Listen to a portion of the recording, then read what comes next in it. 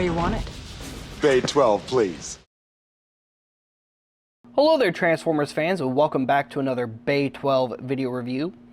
And today we are reviewing the Studio Series Bumblebee from Dark of the Moon, which is a little bit different from his other appearances in the Bayverse. I would argue, out of the initial trilogy, the most unique of his modern Camaro design.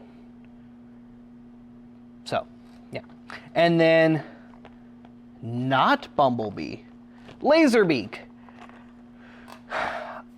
Look, I get that this figure is kind of a silly release. And I get that it's repaint bait. Because we know we're going to get a regular Bumblebee in the core class now. It's going to happen. You know, Hasbro's not going to leave that kind of money sitting on the table when Bumblebee sells, right? I love this so much. It's as silly as it was for Laserbeak with all of his various alt modes in Dark of the Moon to transform into a mini pink Bumblebee and have a tea party with a little girl. I love that scene so much because it just furthers the ruthlessness of this character, because he wasn't there to have a tea party with a little girl. No, no, no, no. He was there to murder her father, which he did. He definitely took him out, but he had to wait for him to get home from work first, so he had a tea party. What's wrong with that? Nothing in my book. Nothing in my book. And this little murder bot just looks so awesome. I love the way he turned out. I mean, is he a perfect, you know, with everything folding the way it's supposed to be and 100% screen accurate? No. I mean, what Studio Series figure is? But man, this is, I think, way better than the Takara one. The Takara one was cool. I like the original Dark of the Moon Bumblebee mold. I definitely like this mold a lot better.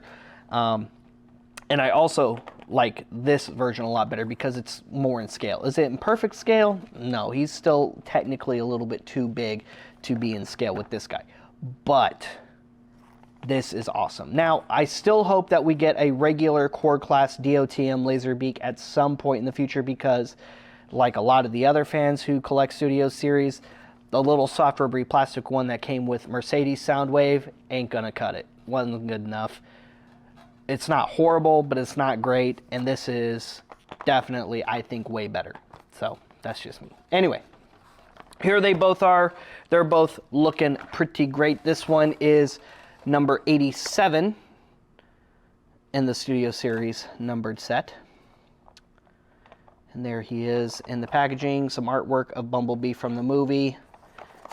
Both modes of Bumblebee there on the back. And that's pretty much it for the box. Bumblebee comes with, let's see, we've got Chicago. Chicago, the ruins of Chicago. Not really, that's just how it always looks. Right there as the backdrop. And there is Bumblebee with Chicago behind him. And this Bumblebee turned out really good. Gotta say, it's probably my favorite Bumblebee of the Bayverse. Dark of the Moon is my favorite film in the entirety of the Bayverse. I definitely really like the first trilogy more than the two sequel films we got. Age of Extinction isn't horrible. The Last Knight is. Last Knight is even as a Transformers fan, even if you have the hardest of Transformers fan goggles on, watching it, it is not good. There's some cool things in it. There's a lot of cool things in it. There's a lot of cool concepts and a lot of cool takes, but overall, that one film, had it been separated into 2 or 3 films, I think would have been a lot better. Because I liked a lot of the story elements and a lot of the plot things they were trying to do with it. The problem was they legitimately crammed multiple scripts into one movie, which is why The Last Knight is not good. But this isn't about that. We're talking about Dark of the Moon Bumblebee here. I think they did a really good job getting that cool Dark of the Moon chest. I mean, that's really the biggest difference of Bumblebee's robot mode character design between Dark of the Moon, Transformers, and Transformers Revenge of the Fallen, is that bit there in the center of his chest. Now, he is fully articulated. He is very similar to the other Bumblebee molds since the last night Bumblebee was released, and then, of course, the start of the Studio Series line. A lot of the Bumblebee releases, especially the Bayverse ones, have shared a very similar mold and transformation pattern. So, head is on a ball joint. Fully articulated shoulders, which his wings do kind of get in the way of. Ball jointed elbows. Nothing really at the wrists at all. You have his blaster that his hand transforms into, which you just peg on over his hand. Waist, hips, single jointed knees, and you've got a swivel joint just above the knee. Forward and back on the ankles, kind of side ankles, kind of. Mostly due to transformation, not necessarily designed for the robot mode. And that's pretty much it for his articulation. Transformation is very similar to a lot of the other Studio Series Bumblebees. We're going to start by pulling this backpack section out, folding that windshield out, bring that roof of the car out, and extending that, which is going to free up this chest section. We're going to bring that up a little bit. Next, we're going to pull on the front of the car. I said front, I meant to say fronts of the car, like so. And then just kind of angle that down a little bit. Next, we're going to take these kind of lower looking wing bits. We're going to bring those up to the door, like so. Next, we're going to, on that double hinge, bring that forward. Rotate that down. Then we're going to bring those arms down a little bit just so they're out of the way, and then we're going to bring this whole section up and make the front of the car with those two chest bits.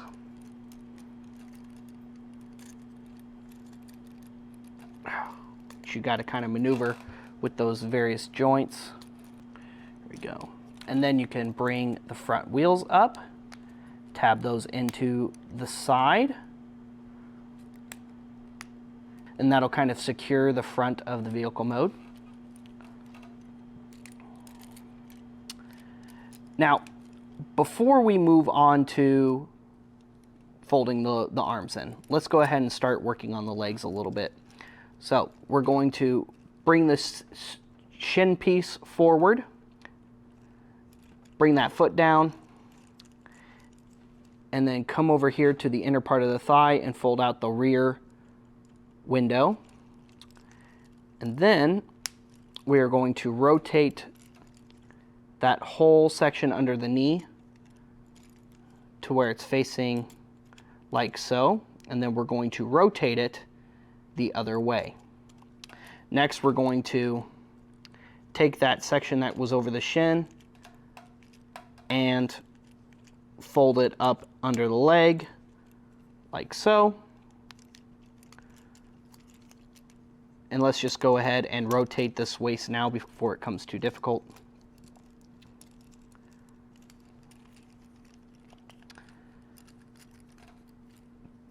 Get that outer fender section out a little bit so that you have clearance to fold this section in.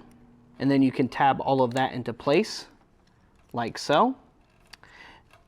Next step, we're going to fold that arm in, tuck it in, tuck that shoulder into the waist, have that arm sitting right here under the vehicle. And then you can line that up into the center, close that door in, and tab it into place.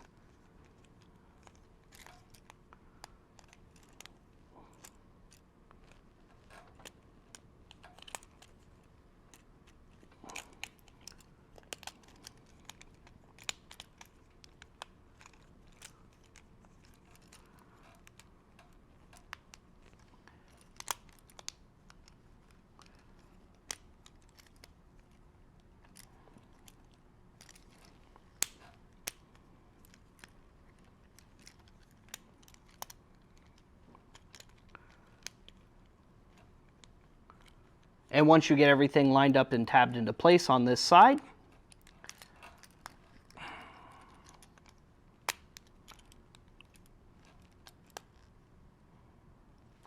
you can do the other side. So there's one side all done, and then we have this whole other side to do. So next step, we'll go ahead and get that arm all the way folded back in, rotate, put it under the car.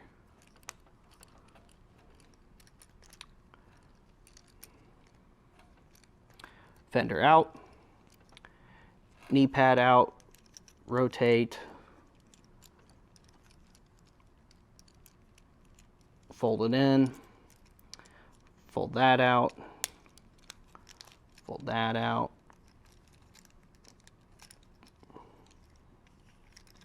straighten that foot out,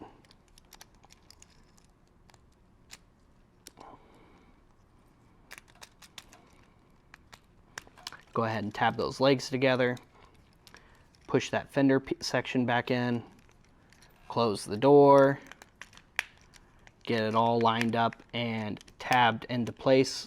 Now that you've got all those other sections secured,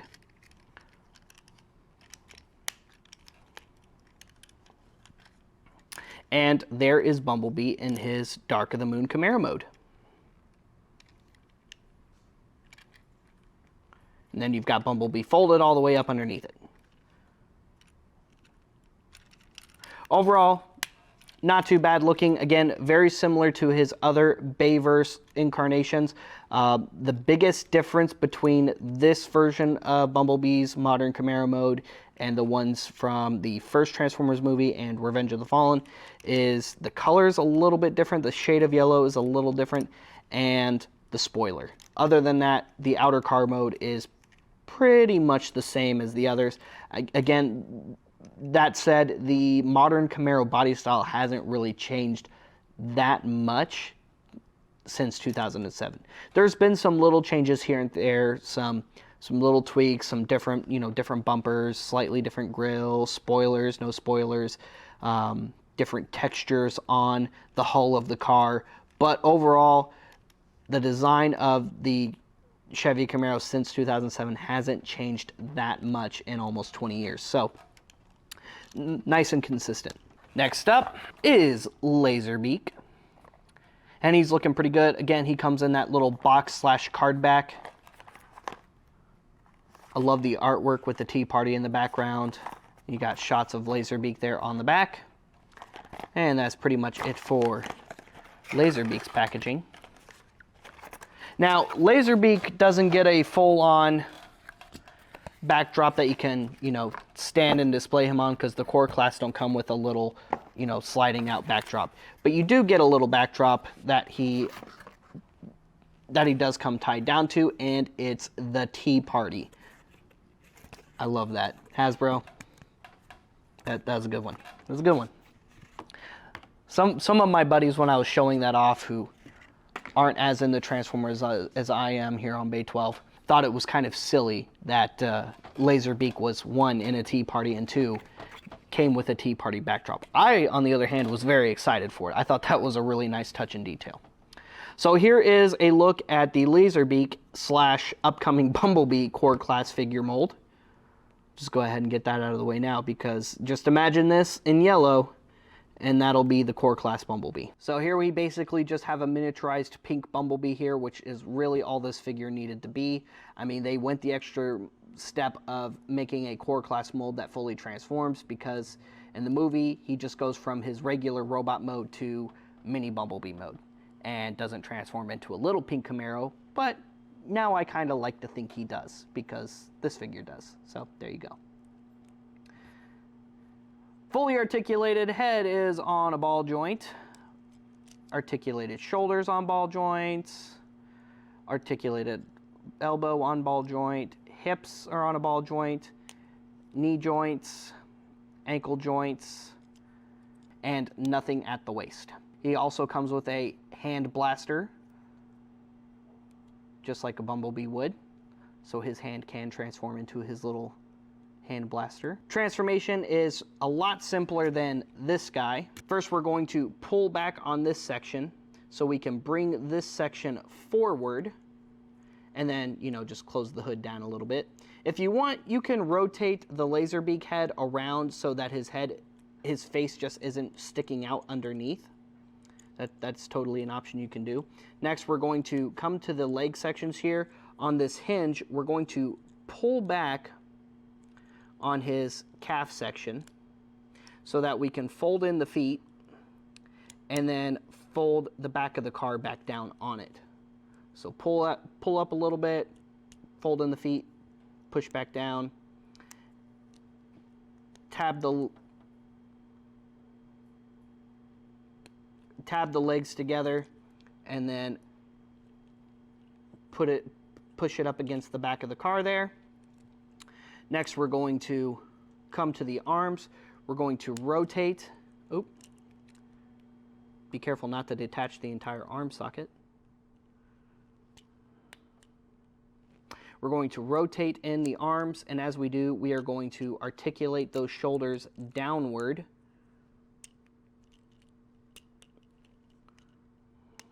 Like so.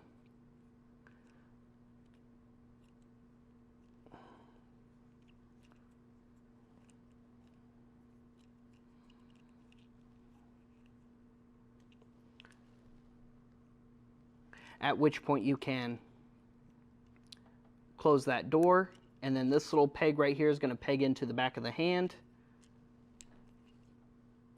to kind of secure all of that into position. So there's one side of the car all done. And actually, you didn't need to rotate the head because I forgot.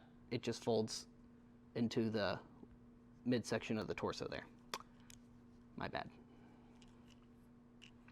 Okay, so straighten that arm out, rotate in, peg that on, and there is little Laserbeak in his little tiny pink Camaro mode. Now again, he never transforms into a little pink Camaro in the film, but he does transform into a little pink Bumblebee, so why wouldn't he be able to transform into a little pink Camaro also? Who's to say he can't? Because he could transform into a number of things. A photocopier, he transformed into a wall-mounted record player with some vinyl discs on there, which was kind of cool, amongst a few of the other things he was in that film. So he's a character of multiple modes, pretty much whatever he wants. And here they are side by side, so you've got Bumblebee and Mini Bumblebee.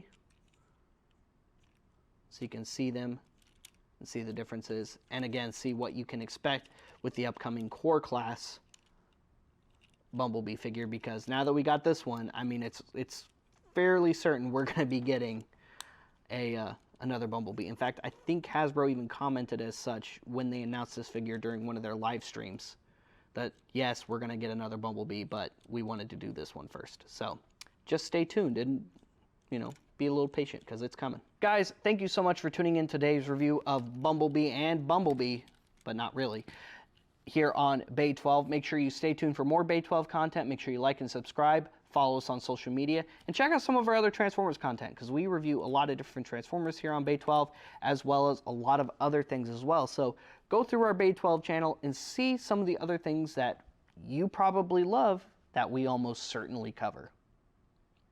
Check out our Bay 12 live sales, and check out our physical location inside the shops at Willow Bend in Order 66 Multiverse. We'll see you guys later. We'll see you another time. Transform and roll out.